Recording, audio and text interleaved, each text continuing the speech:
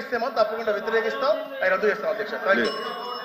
Question number 13498 minister for industries వారి తరఫున కొండపల్లి శ్రీనివాస్ గారు సమాధానం please please please please 1 minute అండి మినిస్టర్ గారు 1 minute.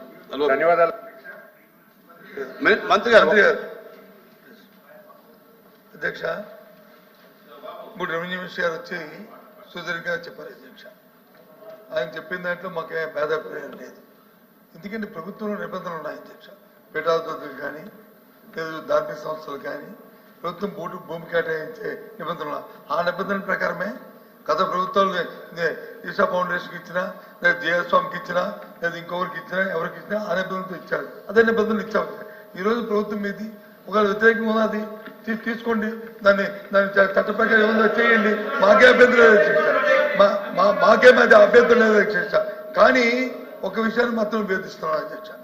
ఏదంటే ఏదో గురుదక్షిణ అని లేదు మన జగన్మోహన్ రెడ్డి గారని. ప్రభుత్వం ఎవరుంటే ఎవరు ముఖ్యమంత్రి ఆరే ఏం చంద్రబాబు నాయుడు ఉన్నప్పుడు ధార్మిక సంస్థ ఇవ్వలేదా? మరి అక్కడ తెలంగాణలో వచ్చి దేవస్వామికి ఇవ్వలేదా? మరి ఈశా ఫౌండేషన్కి ఇక్కడ ఇవ్వలేదా? కాబట్టి అవన్నీ అప్రస్తుతం అధ్యక్ష. చట్ట ప్రకారం నిబంధనల ప్రకారము ఏదైతే మీకున్న అధికారం ఉందో దాని ప్రకారం చేయండి అధ్యక్ష. మేము దాంట్లో ఇబ్బందులు లేదు అధ్యక్ష. 100% మేము దాన్ని సమర్థిస్తాం అధ్యక్ష. తప్పు ఏం జరిగితే తప్పు సర్దించుకోండి. అంతేగాని ఈ విధంగా వ్యక్తిగతంగా మాత్రం మాట్లాడడం మాత్రం అది తగదని గౌరవ మంత్రి గారు తెలియజేస్తాం. మంత్రి గారు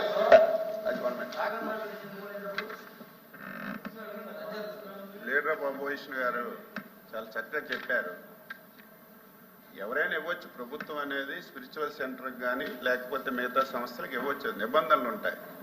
నిబంధనలన్నీ అతిక్రమించి ఇచ్చారు కాబట్టి గురుదక్షిణ అని చెప్పాం. లేకపోతే మాకేం అవసరం? ఈశా ఫౌండేషన్ అంటున్నారు అందరూ సభ్యులందరూ ఈశా ఫౌండేషన్ అంటున్నారు. ఆ వేళ అధ్యక్ష వినండమ్మా, అడిగారు మీరే కదా. ఆ వేళ స్పిరిచువల్ సెంటర్ అని చెప్పి ఈశా ఫౌండేషన్కి ఇచ్చామమ్మా అధ్యక్ష. ఇచ్చేటప్పుడు ఎవరైనా సరే ఒక కంపెనీకి ఇచ్చినా, ఒక సంస్థకి ఇచ్చినా, ఒక ఎక్స్కి ఇచ్చినా, ఒక వైకి ఇచ్చినా సరే కొన్ని కండిషన్స్ ఉంటాయి. ఇన్ని రోజుల్లో ఇది కట్టాలి, ఇన్ని రోజుల్లో ఇది కట్టకపోతే మళ్ళీ రెజ్యూమ్ చేసుకోవాలి. మేము ఎప్పుడైతే ఇచ్చామో వాళ్ళు యాక్టివిటీ చేయలేదు అధ్యక్ష. చేసుకోకపోతే మొన్న 29/10/2024 మళ్ళీ భూమి వెనక్కి తీసుకున్నాం అధ్యక్ష. నాకు ఎవరు చెప్పారు? మీరు నిబంధనల ప్రకారం కట్టకపోతే తీసుకోవాలి కాబట్టి తీసుకున్నాం. లేకపోతే శారదాపేటంకి మీరేంటి మొత్తం నిబంధనలన్నీ ఉల్లంఘించారు. ఆ రోజు ఎవరైతే అధికార యంత్రాంగం ఇచ్చిన ఒక్క సూచన కూడా అధికారం ఉంది, క్యాబినెట్లు ఉన్నాయి, మొత్తం చేసేస్తామని చెప్పి ఇష్టానుసారం చేశారు కాబట్టి గురుదక్షిణ అని చెప్పాం. ఆ రోజు ఒక స్పిరిచువల్ సెంటర్ గా ఇచ్చాం విశాఖకి.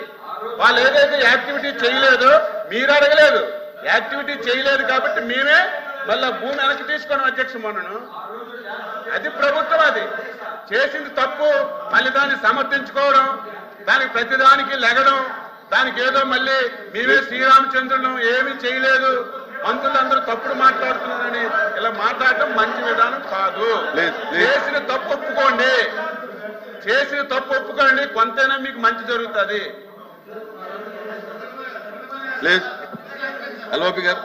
అధ్యక్ష, నేను మంత్రి గారు మరి ఏం చెప్తారో నాకు అర్థం అవుతుంది, కానీ ఆయన భావం ఏంటో తెలియట్లేదు. కానీ రెవెన్యూ మినిస్టర్ గారు చెప్పింది నిబంధనల ప్రకారం ఆయన కూడా నిబంధనలు అంటారు. నిబంధనల ప్రకారం లేనప్పుడు చేయండి, మేము కాదనలేదే, మేము తప్పనలేదే. కానీ ఏదైతే మీరు గురుదక్షిణ అని పేరు చెప్పారో నేను దానికి నా ఆక్షేపం తెలియజేస్తాను, నా అభ్యంతరం తెలియజేస్తాను తప్ప నేనేమి నిబంధనల ప్రకారం లేకపోతే కట్టలేదు, మీ ఇచ్చి సంవత్సరం అయింది కట్టలేదు, కట్టకపోతే నిబంధనల ప్రకారం లేనప్పుడు రిజ్యూమ్ చేసుకోండి. ఎవరు వస్తున్నారు? మీరే కదా ప్రభుత్వం.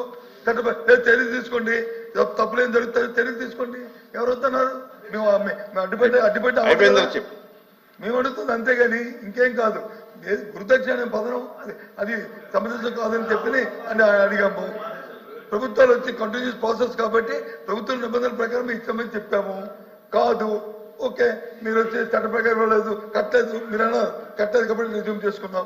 ఇప్పుడు వాళ్ళు కట్టకపోతే రిజ్యూమ్ చేసుకోండి. ఒక నిబంధనల ప్రకారం కమిషన్ కానీ పర్మిషన్ లేకపోతే క్యాన్సిల్ చేసుకోండి. ఎవరు వస్తున్నారు అధ్యక్ష? మేము వద్దన్నాం కదా. మీ చట్టం మీద ప్రభుత్వం మీకు ప్రజలు అధికారం ఇచ్చారు కదా, చట్ట ప్రకారం యాక్ట్ చేయండి. వీఆర్ నాట్ ఎగ్నిస్ట్, కానీ ఆపాదించొద్దు.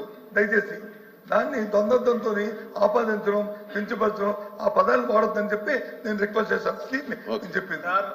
గౌరవ ఎల్ఓపి గారు చెప్పిందే చెప్పి అడుగుతా అధ్యక్ష. నేను చాలా క్లియర్ 2 సార్లు చెప్పా.